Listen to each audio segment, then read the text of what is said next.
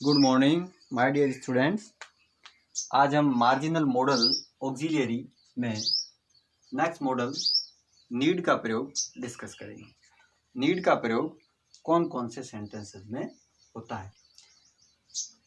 जैसा कि हम पढ़ रहे हैं कि नीड एक मार्जिनल मॉडल ऑक्सिलियरी है, अर्थात नीड का प्रयोग कभी मुख्य वर्ब की तरह अर्थात प्रिंसिपल वर्ब की तरह तो कभी मॉडल ऑक्सिलियरी की तरह होता है। अतः इसे मार्जिनल मॉडल ऑक्सिलियरी कंसीडर किया गया है, इसे मार्जिनल मॉडल ऑक्सिलियरी माना गया है। नीड एक मार्जिनल मॉडल ऑक्सिलियरी वर्ब है और नीड का प्रयोग सब्जेक्ट के नंबर या पर्सन के अनुसार होता है। थर्ड पर्सन सिंगुलर में एस लगाया जाता है और नीड का अर्थ होता है रिक्वायर, ज़रूरत होना। जैसा कि यहाँ जो सेंटेंसेस लिखे हैं उसमें I need your help, I need your help. Second sentence है ही नीड्स, ये सिंगुलर सब्जेक्ट है तो इसको एस लगाकर नीड्स किया है, he needs some rest. Third, I need the book today, mean इसका प्रेजेंट में यूज किया जाता है, इसका पास्ट में भी यूज किया जाता है और इसका फ्यूचर में भी यूज किया जाता है। नीड को हम तीनों टेंस में यूज करते हैं। तो यहाँ जो हम यूज कर रहे हैं वो अर्थात नीड का प्रेजेंट, पास्ट और फ्यूचर टेंस में प्रयोग होता है। आई need the book, I need the book today. He needed some money yesterday. He needed some money yesterday. He needed some money yesterday. Past का वाक्य need को यहाँ needed बनाकर लिखा है, तो अर्थात इसका past में भी यूज होता है। Next sentence is you need the bicycle tomorrow. You need the bicycle tomorrow. ये सेंटेंस जो बना है ये फ्यूचर के लिए बना है, तुम्हें कल बाइसिकल की ज़रूरत होगी, तो नीड से सेंटेंस बना है। अब हम जो नीड के बाद इन्फिनिटिव का चिन्ह अर्थात टू का प्रयोग करके सेंटेंस को लिखते हैं। He needs to study hard, he needs to study hard. Needs के बाद में जो वर्ब आ रही है उससे पहले टू लगा है, he needs to study hard. इस प्रकार से हम नीड का प्रयोग प्रिंसिपल वर्ब की तरह और मॉडल ऑक्सिलियरी वर्ब दोनों की तरह करते हैं, अतः इसे मार्जिनल मॉडल ऑक्सिलियरी माना गया है। पहला सेंटेंस हमने पढ़ा कि कॉन्सेप्ट में हमने पढ़ा कि नीड का प्रयोग कभी प्रिंसिपल वर्ब की तरह तो कभी मॉडल ऑक्सिलियरी वर्ब की तरह होता है। ऐसे वर्ब को हम मार्जिनल मॉडल ऑक्सिलियरी कहते हैं। नीड एक मार्जिनल मॉडल ऑक्सिलियरी वर्ब है और नीड का प्रयोग सब्जेक्ट के नंबर और पर्सन के अनुसार होता है। थर्ड पर्सन सिंगुलर में एस लगाया जाता है और नीड का अर्थ होता है रिक्वायर, जरूरत होना। तो सेंटेंसेस है जैसे कि I need you help, you need a bicycle, children need milk, he needs some rest. इसके अलावा नीड का प्रेजेंट, पास्ट और फ्यूचर टेंस में प्रयोग होता है, अर्थात नीड का प्रयोग हम तीनों टेंसेस में करते हैं। नीड का प्रयोग प्रेजेंट, पास्ट और फ्यूचर में होता है, अर्थात नीड के सभी साधारण रूप होते हैं, नीड, नीड्स, नीडेड, नीडिंग, ये सारे इसके रूप होते हैं। और नीड के बाद इन्फिनिटिव का चिन्ह अर्थात टू का प्रयोग होता है, he needs to study hard. और यहाँ जो ये सेंटेंसेस है, ये तीनों सेंटेंसेस जो है ये तीनों टेंस को व्यक्त करने वाले सेंटेंस है, अर्थात प्रेजेंट में भी इसका यूज हो रहा है, पास्ट में भी इसका यूज हो रहा है और फ्यूचर में भी इसका यूज हो रहा है। तीनों टेंसेस में नीड का यूज होता है और नीड का शाब्दिक अर्थ होता है टू रिक्वायर, जरूरत होना। अब जो क्वेश्चन और नेगेटिव सेंटेंसेस में नीड वाले सेंटेंसेस को लिखने के लिए हम डू, डज या डिड का प्रयोग करके नीड को लिखते हैं। Do you need any money? Do you need any money? Does he need any help? Does he need any help? No, he does not need any. इस प्रकार से हम नीड का प्रयोग करते हैं।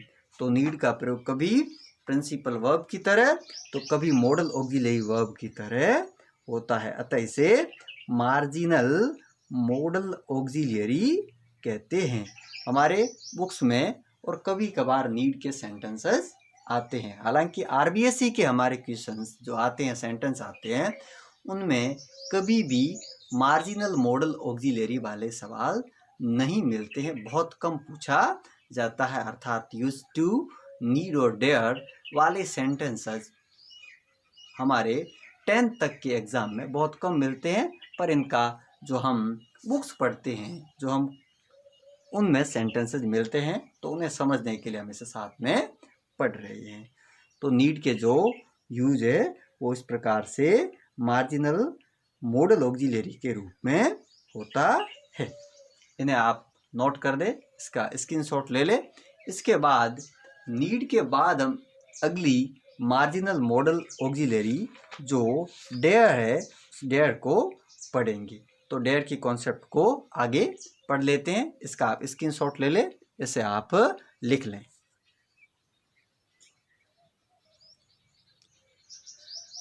अगली जो मार्जिनल मॉडल ऑक्सिलरी है वो है डेयर का प्रयोग। डेयर का प्रयोग भी मार्जिनल मॉडल ऑक्सिलरी की तरह होता है।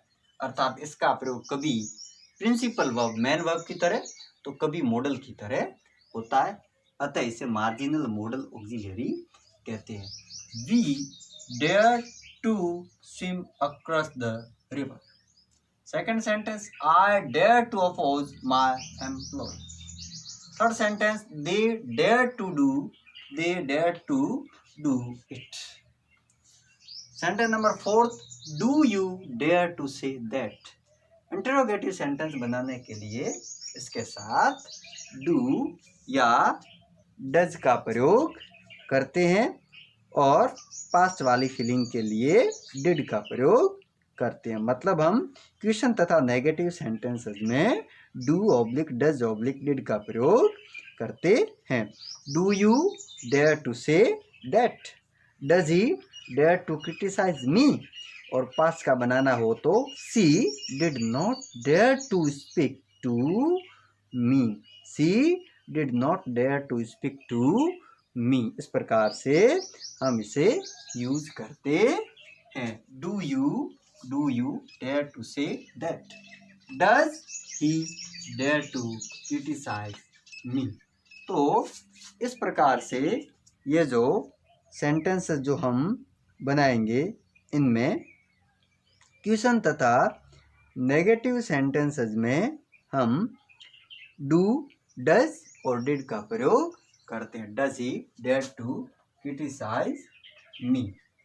इसे सेंटेंसेस जिनमें डेयर का प्रयोग प्रिंसिपल वर्ब की तरह और मॉडल की तरह हो रहा है, सो ये सेंटेंसेस मार्जिनल मॉडल ऑक्सिलरी वाले सेंटेंसेस कहलाते हैं। अर्थात डेयर का प्रयोग कभी प्रिंसिपल वर्ब और कभी मॉडल ऑक्सिलरी वर्ब की तरह होता है।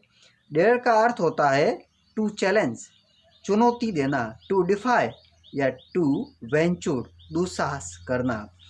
डेयर का प्रिंसिपल वर्ब के रूप में प्रेजेंट और पास्ट टेंस में प्रयोग होता है। प्रेजेंट और पास्ट टेंस में प्रयोग होता है। थर्ड पर्सन सिंगुलर में एस लगाया जाता है। अर्थात सब्जेक्ट के नंबर या पर्सन के अनुसार डेयर या डेयर्स का प्रयोग होता है। इस प्रकार से हम डेयर का प्रयोग भी मार्जिनल मॉडल ऑक्सिलरी की तरह करते हैं। तो हमने वीडियो नंबर 49 एंड 50 इन दोनों में जो हमने जो मॉडल पढ़ी है वो मार्जिनल मॉडल ऑक्सिलरी है, अर्थात यूज टू और नीड और डेयर, इन मॉडल्स को मार्जिनल मॉडल ऑक्सिलरी कंसीडर किया गया है, क्योंकि इनका प्रयोग कभी मुख्य क्रिया की तरह अर्थात प्रिंसिपल वर्ब की तरह तो कभी मॉडल ऑक्सिलरी वर्ब की तरह होता है, और ऐसे वर्ब को मार्जिनल मॉडल ऑक्सिलरी या कभी कभार सेमी मॉडल वर्ब भी कहा जाता है। तो हमने इन मॉडल को डिस्कस किया, अर्थात आज के इस लेसन में हम जो हमारे सिलेबस में जो मॉडल्स है वो सारी पूर्ण कर रहे हैं, अर्थात आज तक हमने मॉडल्स को अच्छी तरीके से पढ़ लिया है। एक बार से इन्हें पुनः हम रिवाइज कर लेते हैं। नीड का प्रयोग कभी प्रिंसिपल वर्ब की तरह तो कभी मॉडल ऑक्सिलरी वर्ब की तरह होता है, अतः इसे मार्जिनल मॉडल ऑक्सिलरी कहा गया है। और नीड का प्रयोग सब्जेक्ट के नंबर या पर्सन के अनुसार होता है, थर्ड पर्सन सिंगुलर में एस लगाया जाता है। और नीड का अर्थ होता है रिक्वायर या ज़रूरत होना। ध्यान रखें, नीड का प्रयोग प्रेजेंट, पास्ट और फ्यूचर तीनों टेंस में होता है। इसके सभी साधारण रूप होते हैं नीड, नीड्स, नीडेड, नीडिंग, और नीड के बाद इन्फिनेटिव का चिन्ह टू का प्रयोग किया जाता है। I need your help. You need a bicycle. Children need milk. He needs some rest. I need the book today. He needed some money yesterday. You need the bicycle tomorrow. I need to see him. He needs to study hard. इस प्रकार से need का प्रयोग करके हम sentence बनाते हैं। Question और नेगेटिव सेंटेंसेस में डू, डज या डिड का प्रयोग करके सेंटेंस बनाते हैं। Do you need any money? Does he need any help? No, he does not need any. इस प्रकार से हम नीड का प्रयोग करके सेंटेंस बनाते हैं। और अगली जो मॉडल है वो हमारी डेयर। डेयर का प्रयोग भी कभी प्रिंसिपल वर्ब और कभी मॉडल ऑक्सिलरी की तरह होता है। ऐसे वर्ब को मार्जिनल मॉडल ऑक्सिलरी कहते हैं या सेमी मॉडल वर्ब भी कहते हैं। We dare to swim across the river. I dare to oppose my employ. तो डेयर का अर्थ होता है टू चैलेंज, चुनौती देना, टू डिफाई, टू वेंचर, दुस्साहस करना। डेयर का प्रिंसिपल वर्ब के रूप में प्रेजेंट और पास्ट टेंस में प्रयोग होता है। थर्ड पर्सन सिंगुलर में एस लगाया जाता है, अर्थात सब्जेक्ट में नंबर, पर्सन के अनुसार डेयर या डेयर्स का प्रयोग होता है। डेयर के बाद इन्फिनेटिव के लिए टू का प्रयोग करते हैं। They dare to do it. He dares to go there at night. और क्वेश्चन तथा नेगेटिव सेंटेंसेस में डू, डज या डिड का प्रयोग करते हैं। Do you dare to say that? Does he dare to criticise me? She did not dare to speak to me. इस प्रकार से इन सेंटेंसेस को हम बनाते हैं। तो आज के इस लेसन में हमने सारी मॉडल्स जो हमारे सिलेबस में थी सबको हमने डिस्कस कर लिए। आप अतिरिक्त एक्सरसाइज करने के लिए और इसका सभी सेंटेंसेस को अच्छे से समझने के लिए हमारी गोल्डन रेज जो बुक है, जो फर्स्ट बुक है हमारी इंग्लिश बुक फर्स्ट, उसके page number activity third grammar page number 68 to 75 दी हुई है। आप उसे अच्छे से सॉल्व करें और उसके बाद में एक्सरसाइज के क्वेश्चन भी दे रखे हैं। Fill in the blanks with correct modals expressing the notions given in brackets वाले सेंटेंसेस भी है। और सीधा fill in the blank correct modals choosing from the box given below, जो हमारे बोर्ड पैटर्न में आता है। सारे यहाँ अच्छी तरीके से दिए हुए, आप उन्हें अच्छी तरीके से एक्सरसाइज को सॉल्व करें ताकि पूरी कॉन्सेप्ट आपके दिमाग में अच्छे से समझ में आ सके। मॉडल के रूप में हमने कैन से शुरुआत करी थी। सबसे पहले हमने कैन को पढ़ा था, उसके बाद में हमने कैन का जो पास्ट फॉर्म है या पास्ट फॉर्म ऑफ कैन है जो कुड, उसे हमने पढ़ा था। उसके बाद में मे को पढ़ा था। मे के बाद में माइट को पढ़ा था, उसके बाद में मस्ट को पढ़ा था और उसके बाद में ऑट को पढ़ा था। ऑट भी always followed by a to infinity, अर्थात ऑट के बाद टू का प्रयोग होता है। तो ऑट को पढ़ा था, उसके बाद में हमने विल को पढ़ा था और विल के बाद में वुड को पढ़ा था, वुड के बाद में हमने सेल को पढ़ा था, उसके बाद में हमने शुड को पढ़ा। तो ये हमने मॉडल के रूप में पढ़ी और इसके बाद में हमने 3 अतिरिक्त मार्जिनल मॉडल ऑक्सिलरी जो यूज्ड टू और नीड और डेयर को पढ़ा था। तो इन सब की एक्सरसाइज को आप अच्छे से पढ़े। आज हमारा मॉडल का जो टॉपिक है वो पूरा होता है। अगला जो लेसन होगा उसमें हम नए टॉपिक को डिस्कस करेंगे। तब तक के लिए थैंक यू।